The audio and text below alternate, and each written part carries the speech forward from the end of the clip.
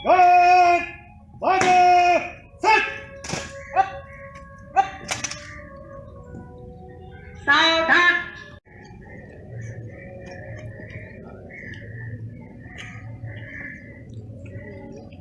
जना देख भाई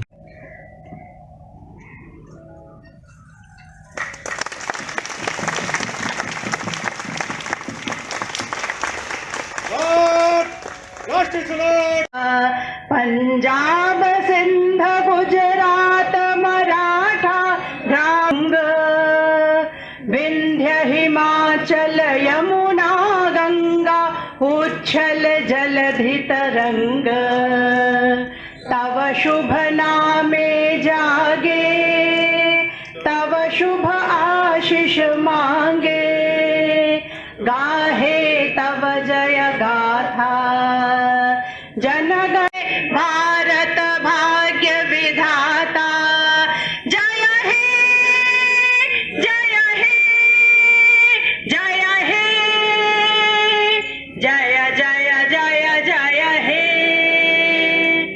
विश्राम वंदे जन्म जहाँ पर हमने पाया, अन्न जहाँ का हमने खाया, वस्त्र प्यारा प्यारा देश हमारा, इसकी रक्षा कौन करेगा? हम करेंगे, हम करेंगे, हम करेंगे, कैसे करोगे? हम करेंगे, मन से करेंगे, क्या करोगे? देश उद्धार परोपकार।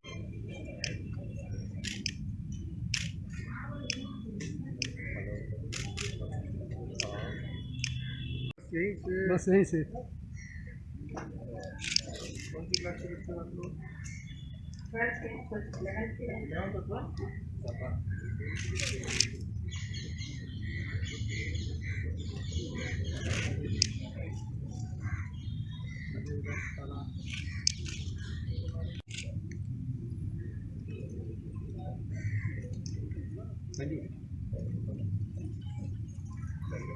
अगस्त जैसा कि आप सब लोग जानते हैं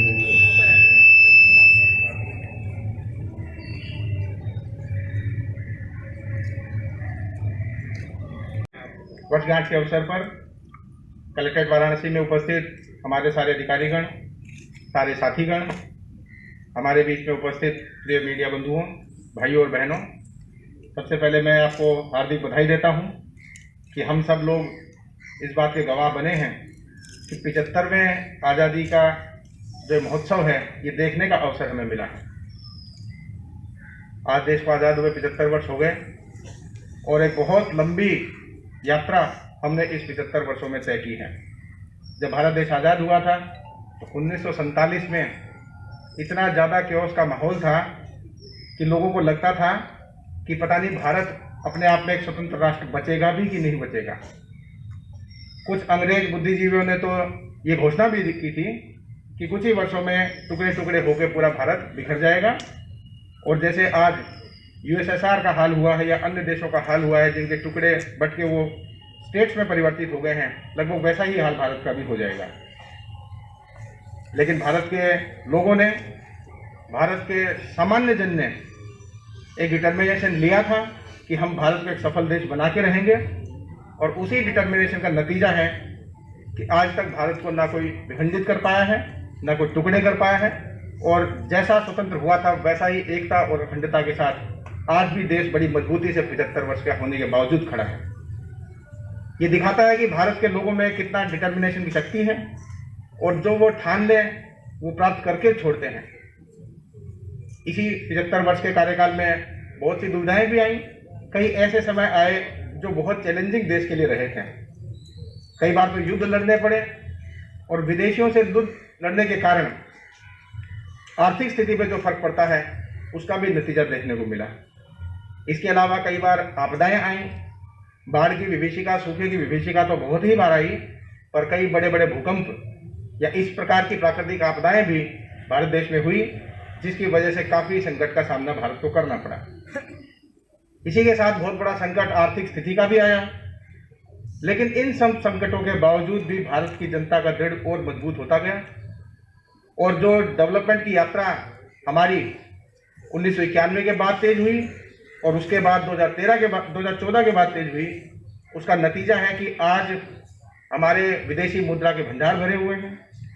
आज अन्न के फूड ग्रेन का जो स्टोरेज होता है वो भरा हुआ है। खेती का, इंडस्ट्री का, सर्विसेज का, उसमें भारत का परचम बुलंद है। भारत के कितने ही लाखों लोग हैं जो दूसरे देशों में जाके बड़ी बड़ी कंपनियां चला रहे हैं। एक बहुत बड़ी फर्स्ट कोविड की वेव हमारे सामने थी और केसेस इतने ज़्यादा आ रहे थे कि लोगों में डर का माहौल व्याप्त हो गया था। अगस्त के एंड में और सितंबर में जाके तो पिछली बार कोविड फर्स्ट वेव की पीक